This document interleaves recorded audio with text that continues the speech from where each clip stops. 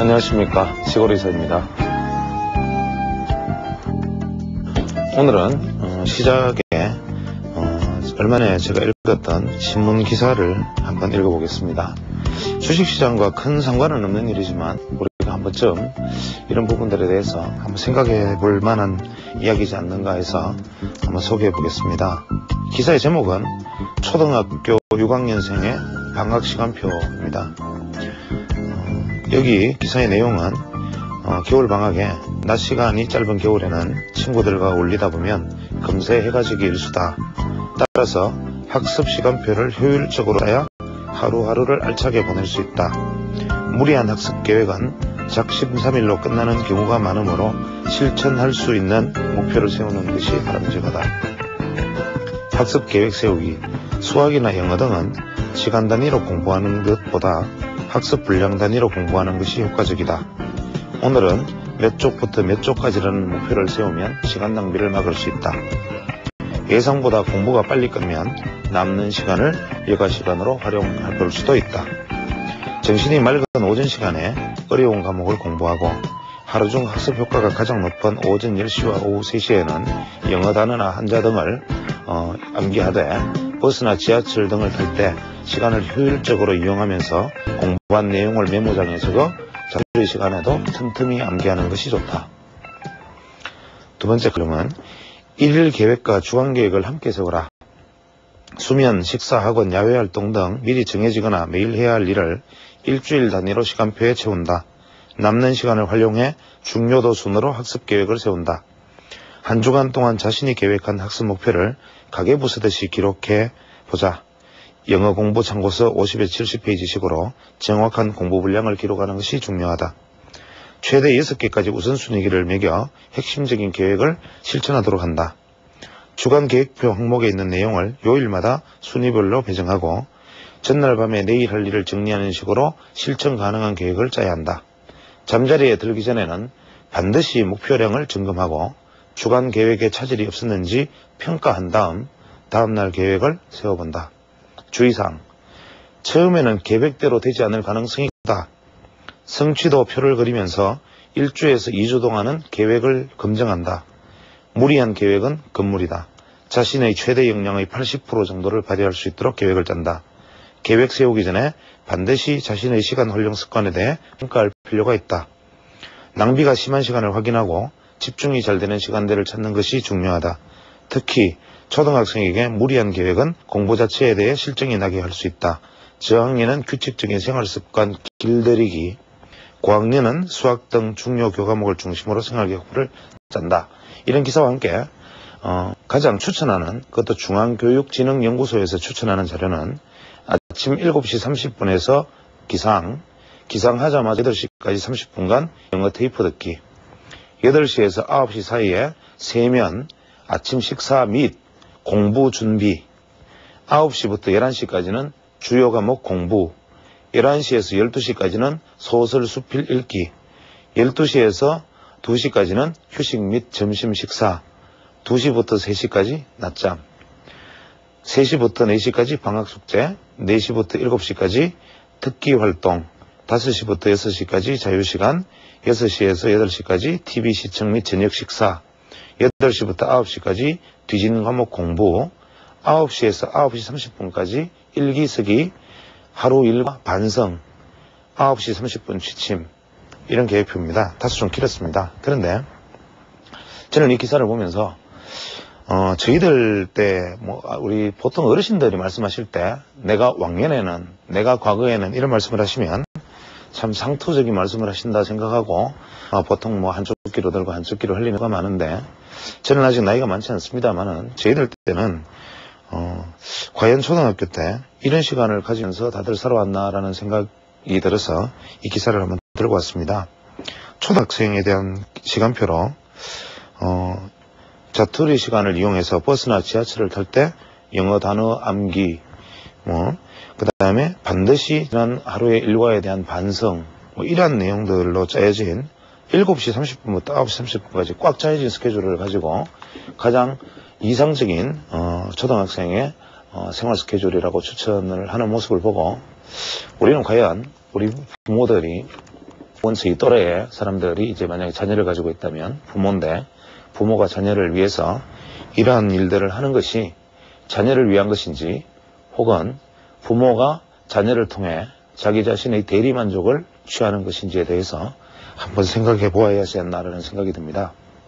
항상 이렇게 규격화되고 규정된 것들은 반드시 일탈을 불러일으키고 이러한 규칙을 정해주면 아이들은 이 규칙을 지키지 못함으로써 이 규칙을 어겨도 된다라는 규칙에 대한 어떤 방종이 오히려 일어나게 되고 어릴 때부터 짜여진 어떤 체제라든지 어떤 룰들에 대한 어떤 저항감, 그 다음에 룰을 깨는 것에 대한 어떤 쾌감들을 배우기 시작합니다. 그러다 보면 우리 한국 사회에서 보통 우리나라가 법이 없기 때문에 혹은 법이 약하기 때문에 뭐 이런 일이 벌어지고 혹은 법이 없어서 혹은 뭐 나라에서 통제가 없어서 이러한 불법 행위들이 막 저질러지는 것은 아닌데 우리는 너무나 일상적으로 사회적인 약속이나 사회적인 어떤 공감대들을 손쉽게 저버리고 그냥 우리가 일반적인 관점에서 처벌되지만 아니한다면 누구나 그런 사회적 약속을 이루는 것은 손쉽게 생각하는 경향들이 있습니다. 뭐 정보시장이나 자본시장은 더 말할 것도 없고 그래서 이러한 부분들이 앞으로 좋아지려면 우리는 룰을 만들어서 그 룰을 막 지키는 습관을 들이는 것보다는 차라리 필요 없는 룰을 제거하고 꼭 지켜야 될 룰을 몇 가지만 남겨서 지키는 것이 바람직하지 않나. 예를 들어서 초등학생 경우라면 최소한 뭐 방학 숙제 정도는 하고 하루 종일 열심히 뛰어놀고 하루 세끼 밥은 잘 챙겨 먹어라. 이런 스케줄을 짜준다면 오히려 멋있는 스케줄이 아닐까라는 생각을 해보게 됩니다.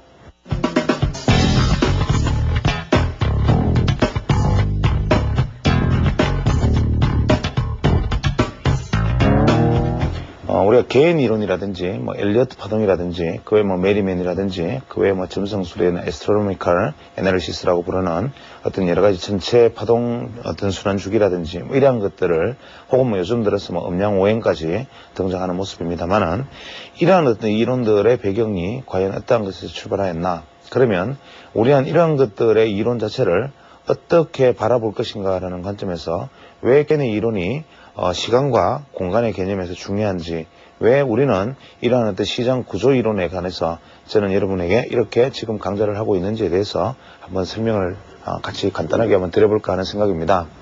우리가 보통 천체를 저는 뭐 개인적으로 천체에 대해서 약간의 작은 관심이 있지만 우리가 천체가 처음에 이 우주가 생겨났던 과정을 뭐 우리 흔히 빅뱅이라는 말로 표현을 합니다. 이 빅뱅이라는 말은 우주가 처음에 한 점에서 퍼져나갔던, 즉 우주가 형성되었던 과정을 설명하는 이론입니다. 즉 어떤 작은 어떤 하나의 어떤 질량이 아주 뛰어난 어떤 고도의 밀도를 가진 하나의 어떤 물질이 있었다고 가정을 하고 이 엄청난 형태의 어떤 결합, 에너지의 결합은 점점 자신의 밀도 때문에 축척에 축척을 거듭하다가 점점 사이즈가 줄어들다가 이제는 더 이상은 적어질 데가 없을 때 이 물질이 자기 자신의 에너지를 견디다 못해서 폭발을 하기 시작합니다. 그래서 이렇게 퍼져나가기 시작하는 것이 이제 우주 탄생의 기원이다. 즉 우주가 생기는 어떤 기원의 어떤 물질이 자기 자신의 어떤 질량의 에너지를 견디지 못해서 속으로 응축되다 못해서 터져버린 것이 우주 팽창 이론, 즉 빅뱅 이론, 그래서 이것이 우주의 기원이다라고 보통 말을 합니다. 그래서 이러한 것들이 팽창을 하면 끝까지 계속 팽창해 나갔다가 어느 시점인가는 이 터져나가는 폭발력이 소실되었을 때쯤 되면 다시 이것이 잡아당기는 에너지에 의해서 다시 터져나가면서 팽창했던 것들이 파편들이 되돌아오면서 도로 모여서 다시 원래대로 우주가 다시 한 점으로 모이는 일들이 수축되는 현상들이 벌어질 것이다. 이것이 바로 우주의 팽창 수축 이론인데 이러한 것들은 아주 재미있는 것은 우리가 이제 흔히 서양 가치관, 즉 기독교적 가치관으로 보면 이 기독교적 가치관은 사실 직선적 시간관을 가지고 있습니다. 즉 이것은 종교적인 말씀을 드리려고 하는 것이 아니니까 오해가 없으시길 바라고 예를 들어서 기독교적 가치관은 태초에 하느님께서 빛이 있으라 라고 말씀을 하시면서 바로 우주가 생겨났다. 즉 우주가 빅뱅으로 터지면서 폭발하면서 우주가 태어나고 이 우주의 질량들이 에너지들이 먼지들이 뭉치면서 지구가 생기고 그 안에 생명이 태어났다. 이런 이론을 가지고 있고 반대로 동양적 가치관은 순환론적 가치관에 속하기 때문에 오히려 지금 우주가 팽창했다가 수축한다. 즉 또다시 팽창했다가 수축하고 우주는 팽창과 수축을 반복하면서 우주가 생겨났다가 줄어들었다가 생겨났다가 줄어들었다 하는 것을 반복한다라는 동양적 가치관은 예를 들었으면 인도에서는 우리가 흔히 브라만의 낮, 브라만의 밤이라고 부르는 어떤 우주의 어떤 생성과 소멸의 원리, 브라만의 낮과 밤 혹은 불교의 윤회사상 이런 어떤 동양적 가치관은 이러한 어떤 유연성과 어떤 우주의 생성과 소멸의 이론들을 반영하고 있습니다. 따라서 우리가 이런 기독교적 가치관에 영향을 받은 서구 사람들이 이러한 어떤 시장 구조 이론에 대해서 접근하기는 다소 좀 어려운 측면이 있고 동양적 가치관, 즉 수축과 팽창이라는 어떤 거대한 주기를 다시 주기론적으로 바라보는 동양적 가치관에서는 이러한 어떤 시장 구조 이론들에 대해서 받아들이기가 쉬운 측면이 많습니다.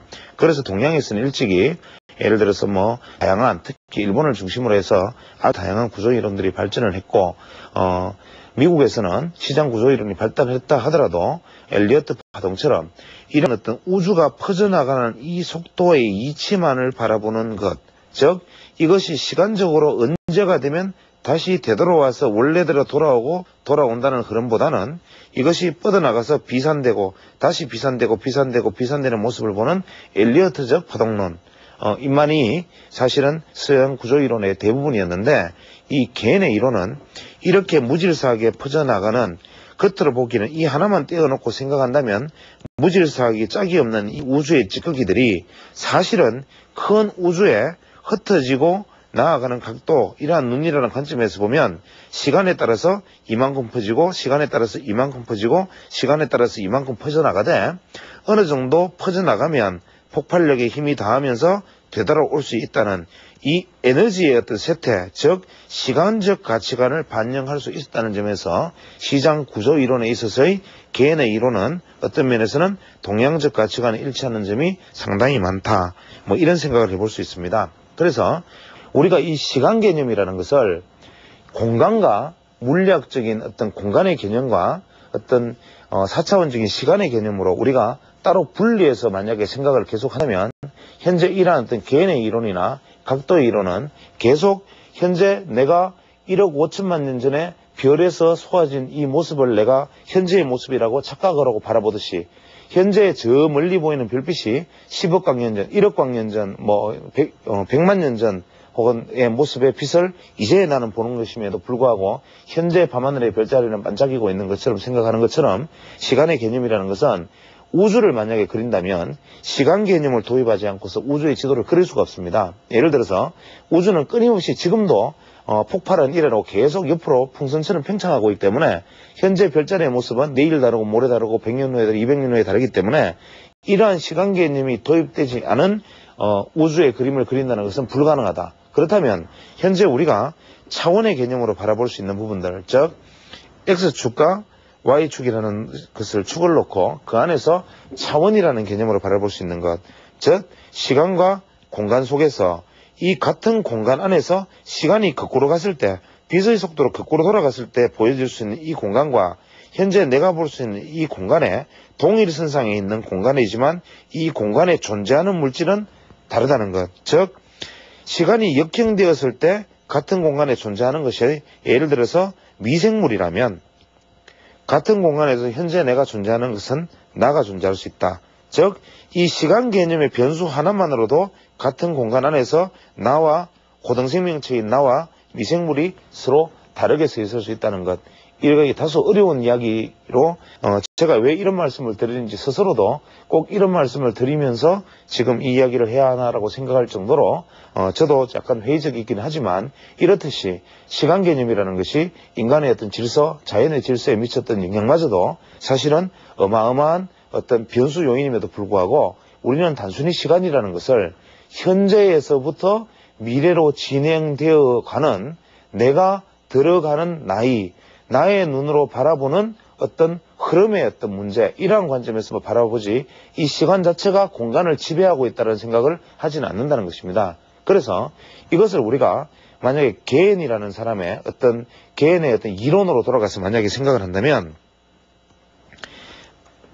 개인은 앞서 제가 말씀드렸던 대로 일단은 시간 개념을 가격 개념에 도입한 사람이다, 이렇게 얘기를 했습니다. 근데 개인의 이론 중에서 지금 개인의 이론에 대한 이론 서적이 제대로 나와 있지 않기 때문에, 심지어는 제가 얼마 전에 추천했던 책, 어떤 다른 부분을 통해서 추천했던 책의 저자마저도 사실 그 이전에 박모 선생님이 썼던 책의 내용을 그냥 옮겨 적었던 것 뿐이고, 그 박모 선생님의 글은 또 다른 어떤 부분에서 발견된 것이었지만, 현재 이모 씨가 쓴 어떤 책에 개인 이론이 소개되어 있지만 그 이론조차도 이러한 식으로 변형을 거치면서 가장 중요한 지점을 짚지 못하고 있습니다. 예를 들어서 우리가 개인이 말했던 시간론이라는 것은 어떠한 시간론이냐, 즉 개는 시간과 가격을 축을 두고 단순히 이 시간 대비 가격이 어떻게 진행되어 가는가, 혹은 이 각도가 어떠한 형태로 만들어져 가고 이 안에서 가격대가 어떻게 형성되어 가는가, 그래서 이 45도선을 돌파하지 않는가라는 관점에서만 시장을 보았다고 알고 있지만, 실제로 이것이 가지고 있는, 개인이 가지고 있는 가장 큰 핵심의 이론은 뭐냐면, 개인도 역시 결정적 시간론을 가지고 있다. 즉 개는 우리가 알기로를 어떤 지지저항선의 수준을 알려주는 항상적 지지선과, 즉 항상적 개념이다. 즉 각도를 미리 설정함으로 해서 지지선과 저항선이 현재의 각도에 따라서 무조건 어떻게 움직이는가를 실시간으로 보여줄 수 있기 때문에 항상적 지지 저항의 개념을 보여준 것이 개인의 저항 개념이다라고 우리는 생각을 했고, 대부분의 이러한 어떤 지지 저항의 개념들은 실제로는 우리가 모멘텀 분석과 상당히 밀접한 관계가 있습니다. 예를 들어서 우리가 모멘텀이라고 얘기한다면, 이 모멘텀은 현재의 주가와 N일 전의 주가의 차이를 우리가 모멘텀이라고 얘기를 합니다. 즉 아주 단순합니다. 오늘의 주가가 20일 모멘텀이라면 20일 전의 주가보다 높은가 낮은가, 모멘텀이 상승을 하는가, 즉 그 주가보다 계속 올라가는가 떨어지는가, 이것이 모멘텀이고, 그 주가가 평균값보다 떨어지면 모멘텀은 영선을 하야하는 것이기 때문에, 우리가 모멘텀 투자라는 것은 시장이 어떠한 부분에서 추세가 어떻게 역전되는가, 추세가 진행되는가를 보여줄 수 있는 후행적 느낌, 즉 N일 전의 과거와 비교해서 가는 것이기 때문에, N일 전에 그 주가가 만약에 왜곡되어 있다면 현재의 모멘텀은 왜곡된 결과를 가져올 수 있다. 즉 모멘텀 투자에 있어서 가장 큰 맹점인 N일 전의 주가의 왜곡으로 인한 모멘텀의 왜곡을 피할 수 없으나, 이 개인의 개념은 우리가 모멘텀이, 예를 들어서 개인의 45도 영선을 만약에 모멘텀이 45도 영선을 만약에 주가가 하향한다면 모멘텀이 영선을 하향 돌파한다. 이 개념은 투자자 여러분이 아실 거라고 생각합니다. 즉 N일 전의 주가의 평균을 현재의 주가를 뺀 가격이기 때문에, 현재의 주가에서 N일 전의 가격을 계속 빼나간다면 이 평균치 아래로 하회했을 때는, 즉 이 평균이라는 것은 1대1 대응을 말하는 것이니까, 이 45도선 아래로 간다는 것은 모멘텀이 영선 아래로 하향한다는 뜻이 되는데, 이러한 어떤 모멘텀은 과거 N일 전의 주가 왜곡을 반영시키기 때문에 실제로 이 모멘텀의 결과는 알 수가 없고, 따라서 모멘텀은 주가와 모멘텀이 일치된 방향을 보일 때만 유용한 지표다. 제가 나중에 보조 지표에 대한 어떤 이야기들을 다시 한번 해나가겠지만, 모멘텀 지표에 관해서 투자자 여러분들이 가장 기억해야 될 핵심 키포인트는, 모멘텀 투자는 모멘텀의 역전이 아닌 모멘텀의 다이버전스 내지는 주가와 모멘텀이 일치하는 곳에서 투자를 하는 가장 결정적 투자 방법이다라는 것을 개념을 두고 있어야 됩니다. 그렇다면 모멘텀은 변화하는 기준을 가진 이게 류의 개념이다. 즉 과거와 지금과의 비교해서 변화하는 율의 개념이다. 그러나 개인의 각도는 이것이 생기는 각을 보고 이 선을 설정을 해버리면 이것은 항상적 지지저항의 선을 미리 확보한다. 이것이 만약에 이렇게 조정을 한번 보이고 올랐으면 다시 항상적 지지저항의 선을 다시 만들어준다. 이래서 개는 어떤 주가의 흐름으로서 항상적으로 제공되어지는 지지저항선을 실질적으로 얻을 수 있다는 것이 모멘텀 투자와 가장 결정적인 차이점을 가지는 것입니다. 그런데 이 개인 이론에서 가장 중요한 것은 지난 시간에 말씀드렸듯이 카디널 사각형, 그 다음에 기하학적 각도, 세 번째 말씀드릴 수 있는 것이 바로 개인의 되돌림 비율, 이런 것이 가장 중요한데, 개인의 카디널 사각형은 지난 시간에 제가 말씀드리기를 수평선과 수직선 그리고 대각선에 일치하는 주가의 가격대가 중요한 것이다 라고 개는 못 박았다. 그렇다면 개는 시간과 가격대로 진행하는 것에 못을 박으려면 그 근거가 무엇이냐? 이것이 바로 제가 앞서 말했던 우주 빅뱅 이론입니다. 즉 우주가 빅뱅을 하면서 이 하나에 뭉쳐져 있던 점이 빅뱅을 하면서 퍼져나간다면 이 퍼져나가는 분산되면은 이 각도가 점점 이 공간이 넓어지는 이 분산각, 이것을 별자리 천체, 그 외 각종 우리가 날짜 이러한 것들을 바로 태음력에서 힌트를 얻어서 개는 이 각도를 통해서 카디널 스퀘어를 통해서 이미 이 개의 가격대를 미리 설정을 할 수 있었다. 그렇다면 개는 여기서 무엇인가 힌트를 얻을 것이다. 여기서 카디널 스퀘어를 만들어서 수평선, 대각선, 직각 이런 것들을 만약에 만들었다면 이 안에서 분명히 뭔가 힌트를 얻었을 것이다. 어떤 힌트를 얻었는가? 이 힌트를 얻었던 이 바로 사유가 이 우주의 변화, 즉 점성학적인 변화에서 얻었는데 개인의 실책도 바로 여기서 벌어집니다. 즉 우리가 개인이 중요하게 생각했던 우리가 날짜에 있어서 가장 중요한 어떤 시간적 분석의 개념으로는 개인은 우리가 시간 개념을 제가 이야기가 왔다 갔다 하는 것에서 송구스럽지만 제가 각도를 강의하기 위해서는 어떠한 부분들에 대해서 이야기가 두서없이 등장하더라도 시청자 여러분이 이해를 해주시기를 바라겠습니다.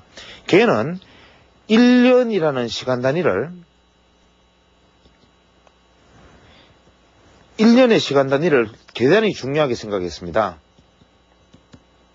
그런데 이 개인이 말하는 1년의 시간 개념을 바로 한 사이클의 완성이다.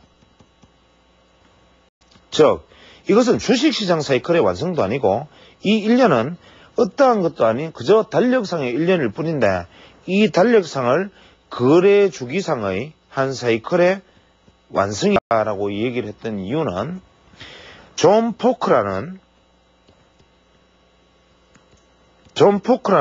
사람이 점성술사인데 이 사람이 가지고 있던 태음력의 달력, 우리가 지금 쓰고 있는 율리오스력이 아닌 어떤 태음력의 달력을 가지고 그 달력을 보면서 이 달력의 숫자를 원래 개인이 모는 종이를 모는 종이를 미리 만들어서 6인치짜리 모는 종이를 만들어 가지고 가지고 있던 이 모는 종이를 달력의 수치를 돌려서 글자를 새겨 넣은 다음에 자기가 태음력을 이 존 포크라는 사람의 점성학을 배우면서 어떠한 과정을 거쳤는지는 저 역시도 알 수는 없으나 그 안에서 얻어낸 수치다. 그래서 1년을 이 사람은 362일로 규정하고 362일의 이 거래 주기, 이 사이클의 주기를 주식시장의 거래 주기이든 그것이 어떤 주기이든 인간이 하는 어떤 행위의 한 사이클의 마무리를 바로 이 362일이라는 사이클로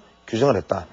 그래서 걔는 이것을 362일을 거래 단위로 만약에 설정을 했다면 실거래일은 분명히 그것보다 적었음에도 불구하고 이것을 우리가 2, 4, 8, 16을 이러한 숫자를 다시 2, 4, 8, 16이라는 스케어링 프라이스에서 사용되는 이 숫자를 가지고 다시 1년을 나누면 각각으로 나누어서 예를 들어서 2로 나누면 6개월, 4로 나누면 13주, 예를 들어서 8로 나눈다면 45일, 16으로 나눈다면 22.5일, 이러한 식의 주기를 미리 만들었는데 걔는 6개월, 13주, 45일, 22.5일 이 4개의 숫자를 사이클상의 변곡점으로 규정을 지었고 그 다음에 개인이 중요하게 했던 것은 49일입니다. 그런데 이 개인의 49일의 개념은 뭐냐면 1년을 두고 1년을 두고 나누었던 이 숫자 못지않게 한 주를 형성하는 즉 이번에는 기독교적 세계관에서 안식일을 포함한 한 주기 즉 7일을 다시 소사이클로 규정을 한 다음에 이 사이클의 숫자가 되는 값, 즉 7 곱하기 7이 되는 49일을 또 중요한 기본 거래 단위로 삼았다.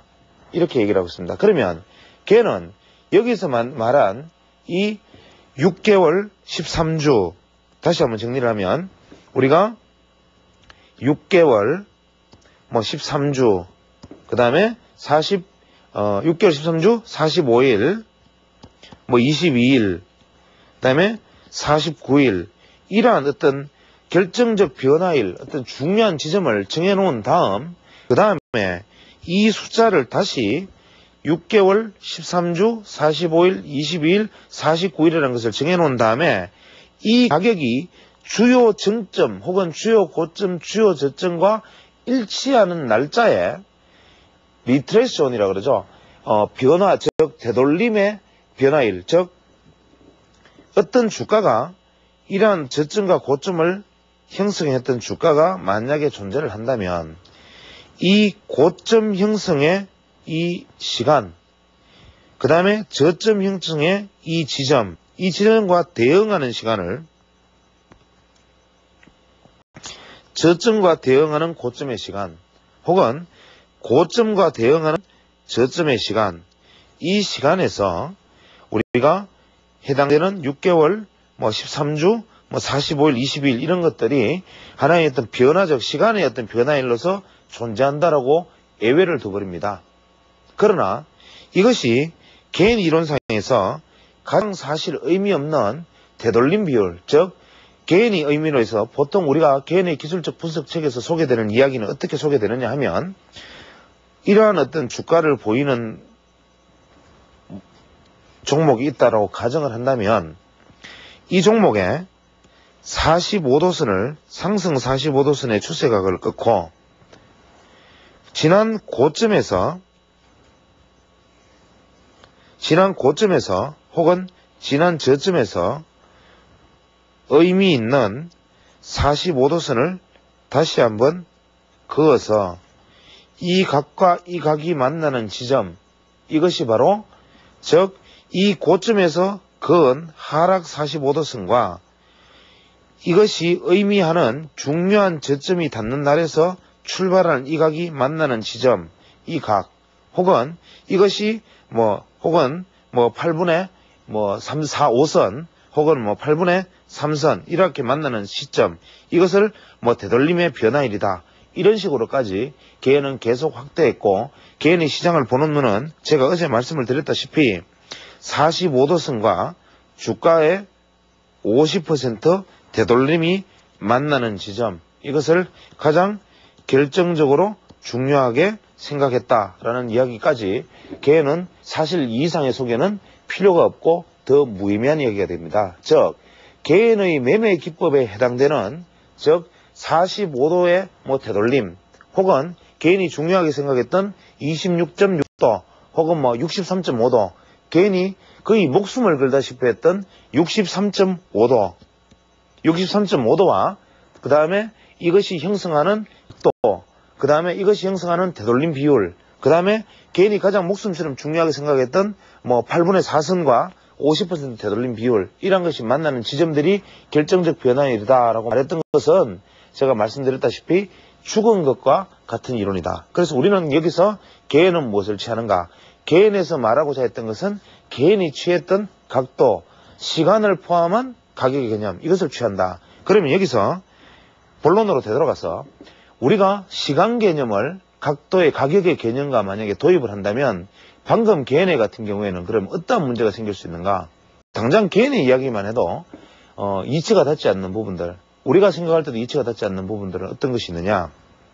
자, 그 당시에도 마찬가지지만 지금은 더더욱 그런데, 자, 7 곱하기 7, 즉 1주 단위의 7그레이를 중심으로 해서 7번이 형성되는 49일이 가장 중요하다고 말을 했다면 현재 주식시장은 5그레일인데, 그렇다면 우리는 개인의 각도를 끌 때 가장 중요한 변화일을 그레일 기준으로 7그레일을 한 단위로 하고 그것을 다시 7배를 했을 때, 그러면 날짜는 앞서 말했던 개인이 가장 중요하게 생각했다는 이 6개월의 날짜, 6개월, 13주 이러한 시간들과 겹칠 때 이 6개월과 13주의 개념은 그레일 개념의 6개월과 13주냐?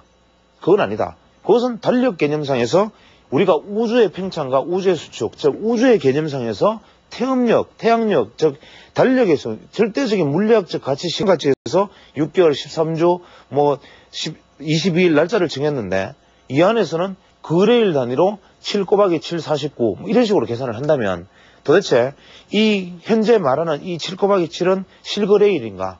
달력상의 그레일인가? 이런 문제가 생길 수 있습니다. 그래서 여기서 개인이 아우르고 있는 것은 어떤 것이냐 하면, 개인의 이야기가 아우르고 있는 것은 주봉의 단위로 만약에 끊어버린다면, 즉 주봉이라는 시간 안에 포함되어지는 것은 비록 이틀이 쉬었다 하나 연결되는 하나의 거대한 추세적인 흐름이라는 관점에서 놓고 본다면, 주봉이라는 차트라는 것으로 한 개의 단위를 늘려서 본다면 이것은 결국 실거래일이 아닌 달력상의 물리학적인 그냥 거래일에 해당될 것이고, 만약에 1거래일 기준으로 이것을 실거래일로 따진다면 이것은 실제 거래일을 벗어나서 달력상의 거래일을 벗어나는 날짜를 갖출 수 있기 때문에 우리가 일주일, 즉 주간 작은 소파이커를 마무리하는 한 개의 단위, 즉 한 주간의 주봉 내에 포함되는 단위에 속하는 것은 실거래일 단위로 파악을 하고, 그 이상에 내려가는 것은 주봉의 단위로 파악을 한다라는 것이 그냥 제 생각입니다. 그 다음에 두 번째, 개인이 시간 비율과 가격 비율을 언급을 했는데, 만약에 차트가 이렇게 존재를 한다면 이것이 만약에 우리가 시간이고 이것이 우리가 가격이라면 우리는 시간과 가격을, 개인은 어떤 이야기를 하느냐, 저 역시 앞으로 말씀드릴 이야기도 마찬가지인데 개인은 이것을 시간의 단위라고 말을 했습니다. 그런데 예를 들어서 지수를 설명하거나 개인이 처음에 다우 지수를 가지고 설명했을 때는 어떻게 설명했느냐 하면, 그 당시 다우 지수가 포인트 이내의 숫자에 있었기 때문에 카디널 스퀘어를 그리도 마찬가지 숫자를 1단위로 표시할 수가 있었기 때문에 지수 1단위를 한 단위로 보았다는 것입니다. 그래서 예를 들어서 이러한 이야기의 논리가 성립이 됩니다. 예를 들어서 우리가 보통 기술적 분석책에 이런 이야기들이 나와 있는데 이것은 실제로 가장 큰 심각한 오류를 보이는 것입니다. 예를 들어서 지수 기준으로 지수가 예를 들어서 500포인트에서, 여기가 지금 500포인트인데 500포인트에서 예를 들어 지수가 700포인트까지 상승을 했다. 이것은 뭐냐? 200포인트의 상승폭이다. 보였는데, 그렇다면 현재 이것이 조정을 만약에 보인다고 가정을 하면, 현재 조정을 보인다고 가정을 하면 이 시점에서 조정이 예를 들어서 700포인트까지 상승하는 과정이 이렇게 가고 있었다면 이 시점에서 조정 날짜는 어떻게 될 것인가? 이런 질문을 뜬다. 그러면 이 이론에서는 조정 날짜를 이렇게 정합니다. 즉 200포인트의 상승을 보였으니까 현재 진행된 거리가 예를 들어서 120일이었다면 현재 80일 후에 날짜에 조정에 결정적 변곡점이 올 거나 혹은 이것이 최저가를 형성하든 최고가를 형성하든 변화일이 될 것이다. 이 말이 무슨 말이냐 하면 거래 단위가 가격이 올라가는 이 포인트의 거리를 두고 시간 단위를 똑같이 보았다는 겁니다. 즉 이런 얘기를 할 수 있습니다. 주가가 이렇게 올랐는데 저는 이런 얘기를 합니다. 이러한 조정을 보이고 주가가 상승을 합니다. 그러면 보통 우리는 일반적인 관행은 어떻게 말하느냐 하면 여기서 이만큼 상승하는데 걸리는 날짜가 열흘이었는데 조정받은 날짜가 예를 들어서 20일이었다.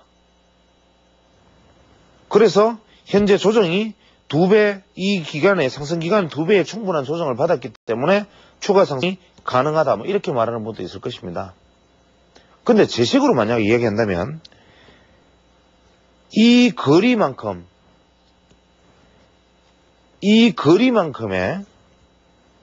거리를 조정을 받았으면 이제는 반전의 거리가 있다. 이렇게 얘기를 한단 말입니다. 즉 이것은 뭐냐면 이것은 분명히 주가 상승폭을 의미하는 거고 주가 상승의 기울기인데 여기서는 조정의 기간을 의미하는 것인데 왜 이 높이의 길이를 시간 조정의 길이를 가지고 이야기를 하느냐. 분명히 하나는 가격의 높이고 하나는 시간의 길인데 한 개는 축이 다른데 시간 축이고 하나는 가격 축인데 왜 이 높이가 이 길이와 상관이 있어야 하나. 이 점을 우리가 다시 되돌이켜 생각을 해보면 차트를 구성을 할 때 우리가 차트가 한 단위를 예를 들어서 삼성전자를 우리가 거래소 단위를 이렇게 생각을 합니다. 5천원 이하의 액면가 종목의 주가 상승 폭과 5천원 이상 만원까지의 주가 상승 폭과 만원에서 다시 얼마까지 주가 상승 폭과 저는 그까지 호가도 다 기억하지 못하지만 20만원이 넘는 종목의 주가 상승 폭은 호가 단위가 틀립니다. 그 다음에 15% 똑같이 동시에 상승을 한다 하더라도 호가 단위가 틀리기 때문에 그 안에서 일어날 수 있는 변화는 꽤 클 수 있습니다. 그래서 우리가 현재 HTS를 살펴보면 이러한 어떤 왜곡을 보정해 줄 수 있는 것은 실제로 존재하지가 않습니다. 예를 들어서 날짜를 만약에 놓고 보면 우리는 날짜를 그냥 한 칸씩 이렇게 잘라놓고 보고 가격은 단위로 상승하기 때문에 이 단위 상승의 폭이 예를 들어서 한 단위씩이 1원 단위로 1일이라면 즉 이 한 칸이 1원이고 이것이 1일이라면 항상 어떠한 차트든지 비록 높이와 낮이가 틀리겠지만 정확하겠지만 폭이 틀리기 때문에 우리는 이것을 억지로 끼워 맞추기 위해서 차트를 축소시켜서 보는 일을 잘합니다. 저 역시 그렇습니다. 그러나 제가 나중에 다음 강의 시간쯤 각 증권사 HTS와 전문 차트들의 프로그램의 정확성과 장단점을 한번 비교를 해볼 생각인데 현행 우리나라 차트에서 이 단위 변화에 따른 주가 왜곡을 적당하게 보정을 해줄 수 있는 차트는 아직까지는 없다고 봐야 되기 때문에 우리가 개인의 각도를 맹신해서 45선을 타고 노는 주가는 건강하다. 45도선을 타고 노는 종목을 사라라고 말을 한다면 이 사람은 주식 투자에 있어서는 최소한 자기 자신이 잘못 이해하고 있다는 것을 모르거나 이것을 남에게 강하게 얘기를 한다면 이것은 뭐냐면 혹은 책을 낸다면 이것은 뭐냐면 이것은 일종의 범죄 행위에 속합니다. 즉 이러한 것들이 차트 자체가 가지고 있는 기본적 한계라는 것이 분명히 존재하는 상황에서 그렇게 볼 수는 없다. 그렇다면 우리는 현재 이 차트 왜곡을 보정하기 위해서는 어떠한 것을 봐야 되는가? 이것이 45도선이다. 혹은 이것이 60몇 도선이다. 이것이 28도선이다. 이것이 80몇 도선이다. 이것이 중요한 것은 아니다. 다만 우리가 말하고자 하는 것은 이 가격 대비 혹은 시간 대비 주가가 이렇게 움직였던 이것이 적정선의 보정을 이루었는가를 보고 보정이 이루어진 다음에 나타나는 파동을 보고 주가를 판단해야 되고 우리가 여기서 판단하는 방법들에 대해서는 제가 이어나가면서 강의를 해나가겠지만 우리가 보통 개인에서 이야기하는 부분들, 즉 시간론이라는 측면에서 바라볼 때 우리가 흔히 범하기 쉬운 오류들, 우리가 개인의 측에서 보여지는 어떤 리트레이스먼트 존 하이, 즉 L, R, Z, H 혹은 RG, L, 즉 리트레이스먼트 존 로 이렇게 말하는 어떤 기법들, 혹은 각도를 가지고 어떤 각도를 높였다 낮았다, 이탈했다 하지 않았다, 이러한 어떤 이야기들, 이러한 것들이 우리가 주는 어떤 오류들이 개인 이론을 그대로 적용했을 때는 주식시장에서는 어떠한 것도 도움이 되지 못한다. 그래서 개인의 이론을 그렇다면 다시 한번 돌아가서 이번 시간까지 개인의 이론을 마무리하는 관점에서 개인의 이론을 돌이켜서 생각을 해본다면 잠시 개인 이론에서 우리가 카디널 스퀘어라고 불렸던 것들, 혹은 개인 이론에서 말하는 조정 비율이라고 불렸던 부분들, 그 다음에 개인 이론에서 각도라고, 기하학적 각도라고 불렸던 부분들 중에서 우리가 취해야만 하는 것은 무엇인가?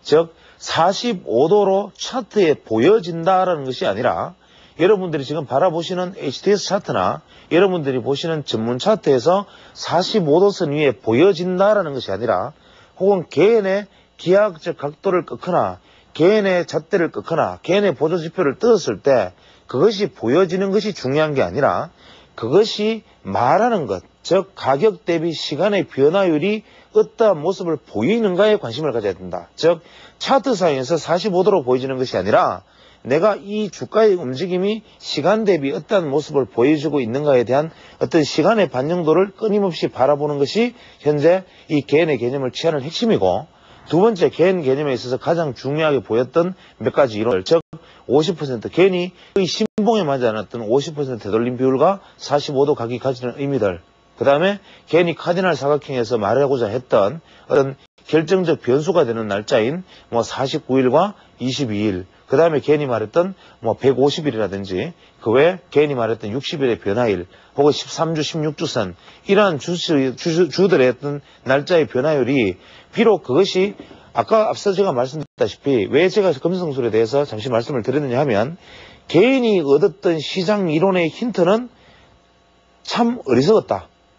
개인은 특출한 사람이었고 분명히 큰 수익을 냈던 사람이긴 하지만 자기 이론이 스스로의 정당성의 근거를 잃고 있다. 즉 우리가 점성학이라는 것이 이미 하늘의 별자리를 보고 그 별자리의 움직임을 보고 그 별자리의 움직임에서 미래를 예측하는 것이라면, 현재 점성술사들이 미래를 예측하고자 하는 그것이 200만 광년 전에, 혹은 5천만 광년 전에, 혹은 1억 광년 전에 출발한 빛들이다.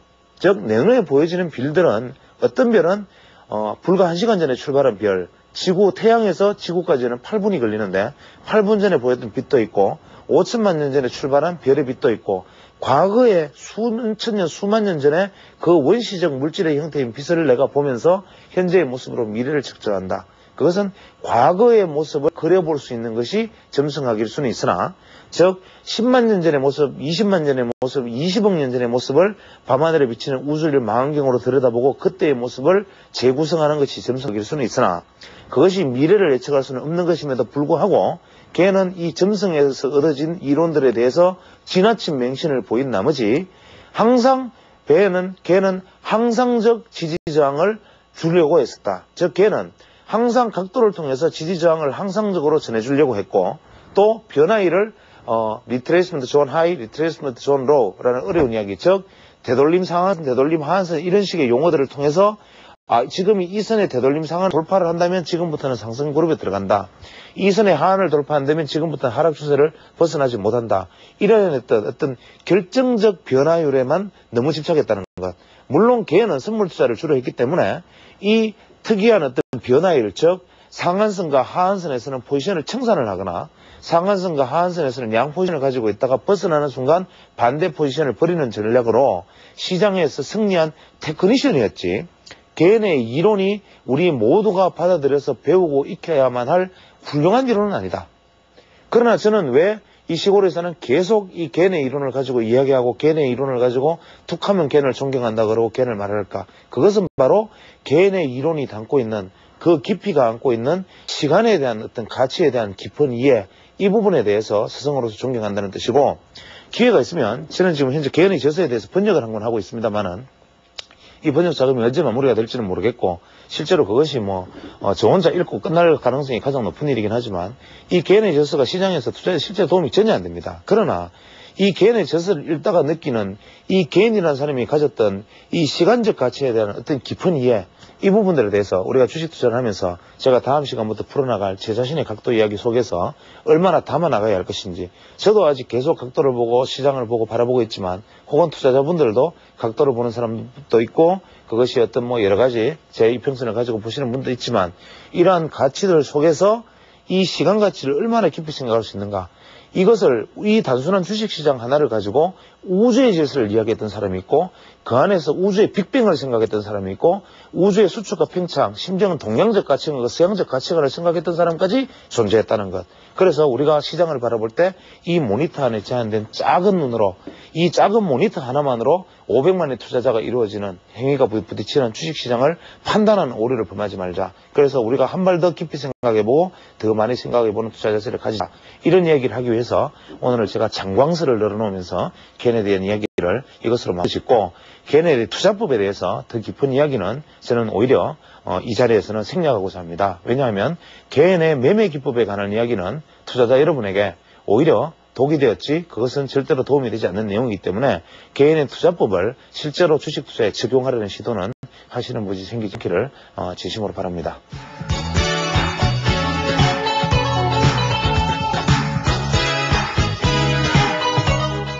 지금 정부 당국에서 각종 이제 작전 세력 규제책이라든지 혹은 정시의 어떤 불건전성을 감시 감독하는 기능을 강화하겠다는 발표가 잇따르고 있습니다. 특히 지난주에 금감위에서 발표한 바에 의하면 현행 투상사 제도를 없애고 정권사 직원들의 어떤 자격을 심사를 강화해서 과거와처럼 어떤 부정적인 결과들이 생기는 것들을 사전에 예방하겠다는 발표도 있었고, 또 만약에 투자 상담사들이 1인 매매를 통해서 혹은 각종 여러 가지 건전하지 못한 매매 권유를 통해서 투자자에게 손실을 입혔을 때는 즉각적인 퇴출을 불사하겠다라는 발표도 있었고, 그 외에 각종 현재까지 문제가 되어왔던 여러 가지 제도적인 분들에 대해서 아주 강경한 어떤 대응의 원칙들을 발표하고 있습니다. 특히 펀드 매니저라든지 혹은 애널리스트, 소위 우리가 흔히 말하는 기관에 종사하는 분들에 대해서 윤리성에 대한 감독이라든지 내부 정보를 활용한 매매들에 대해서도 아주 엄중한 감시 감독의 의무를 하시겠다는 발표들이 연이어 나오고 있습니다. 이 점은 제가 지난번까지 계속 얘기했던 내용들과 맥을 같이 하는 부분이 있어서 대단히 기쁘고, 저 역시도 이제 한국 시장이 점점 건전화되어 가는구나라는 생각을 금할 수 없습니다. 그래서 항상 긍정적인 부분들을 더 만들어가고, 시장이 조금씩 오물이 거쳐져 가면서 맑은 물이 형성되어 가는 것을 우리가 선순환이라고 부른다면, 이러한 어떤 선순환의 과정 속에 반드시 들어서서 우리나라 자본시장이나 금융시장이 점점 이러한 어떤 나쁜 관행에서 벗어날 수 있는 어떤 계기가 되었으면 하는 생각이 간절합니다. 우리 흔히 알기로는 주식시장이 이제 열린 지가 일반 투자자들은 한 10년, 20년 정도 되지 않을까 생각을 하지만, 실제 우리나라에서 유가증권이 거래된 것은 1920년대 정도에서 유가증권이 거래되기 시작했고, 특히 조흥은행 같은 경우에는 지금 현재 상장된 지 무려 70년 가까이 되는 상당히 오랜 기업입니다. 그래서 1920년 당시에도 살에 대한 어떤 선물 거래라든지 매점 매수권 이런 것들이 옵션의 형태로 존재했고, 40년대, 50년대 거쳐가면서 특히 50년대에는 상당한 주가 조제까지 횡행했었는데, 이러한 것들이 비록 경제개발과 맞물리면서 또 한편으로는 개발 독재의 후유증을 같이 안으면서 일정 부분 작전 세력들에 대해서 관대할 수밖에 없었던 한국 시장의 어떤 문화가 형성되지 않았나라는 생각을 합니다. 예를 들어서 자본시장은 점점 팽창해야 하는데, 이 팽창해가는 자본시장에 대한 노하우를 가진 사람들은 점점 소위 말하는 한탕을 해먹는 관행이 이루어져 있었고, 이러한 어떤 세력이나 체제를 전부 발본색원한다는 한국 자본시장이 당시 규모로서는 거의 무너질 수밖에 없지 않는가라는 딜레마가 있지 않았을까 싶습니다. 특히 시장 상황이 나쁠 때는 작전을 해서 문제를 일으킨 사람들을 만약 단속한다면 시장에 또 악영향을 줄 수 있기 때문에 작전에 대해서 강한 대응을 할 수 없고, 시장 상황이 상당히 좋을 때는 또 굳이 작전을 하지 않아도 시장이 좋으니까 작전 세력들이 또 그렇게 불이한 작전을 벌이는 경우는 많지 않으니까 이래저래 진퇴양난이었던 것 같습니다. 특히 정부 당국의 입장에서도 우리가 흔히 저 같은 사람들이 흔히 말로는 작전 세력을 발본색원하라 혹은 불공정 거래 관행을 바로 뿌리 뽑아라 이런 얘기들을 많이 하지만 실제 이것을 제대로 연결시키기에는 많은 무리가 있을 줄 믿습니다. 그러나 일제 때 부역자들이 일제 때 어떤 행정의 노하우를 가지고 있다고 해서 해방 이후에 우리 일제 당시에 어떤 관리들을 다시 고용을 하는 이런 부역자들을 다시 고용함으로 해서 우리 민족적 정통성에 대해서 씻을 수 없는 어떤 오점을 남겼던 기억들을 가지고 있습니다. 비록 이런 금융시장을 감히 어떤 한 국가의 독립과 관련지어서 말씀드려서 비유를 한다는 것이 송구스러운 일이긴 하지만 우리는 너무나 과거의 잘못들에 대해서 손쉽게 잊어버리는 경향들이 있지 않나라는 생각을 가지고 있습니다. 우리가 일제 때 일제에 부역했던 사람들에 대해서 관대했던 것처럼 작전시장에 대해서도 계속 관대하지 않나. 그래서 한국 금융시장이 점점 후진적 체제를 가지고 있고 이제 외국인들이 와서 한국 시장을 쥐락펴락하는 상황까지 가지 않았나라는 생각 때문에 이러한 부분들을 한번 되새길 때마다 언젠가 한 번은 어떤 계기가 되어서 우리 금융시장이 아주 정말 페어 플레이를 할 수 있는 공간이 되기를 바라는 마음에서 제 역시 작은 어떤 소리를 내는 운동을 해오고 있는 중입니다만은 여전히 우리가 지난 과거를 청산하지 못했던 부분들이 많은 것 같습니다. 그래서 이번에는 얼마 전에 진성령 게이트 그래서 시끄럽습니다만은 이러한 부분들은 정치적인 문제를 떠나서 그냥 주가 조작이라는 측면만 우리가 금융시장에서 놓고 본다면 여전히 D사, J사, M사 혹은 또 다른 M사와 Y사 이러한 기업들이 우리나라 주식시장의 그래프 차트상에서 하나의 증거로서 주가 조작의 증거로서 남아있다고 봐야 하고, 그 중에 일부 시세 조작을 했던 대주주들은 이미 영어의 몸이 되어 있는 것을 알고 있습니다.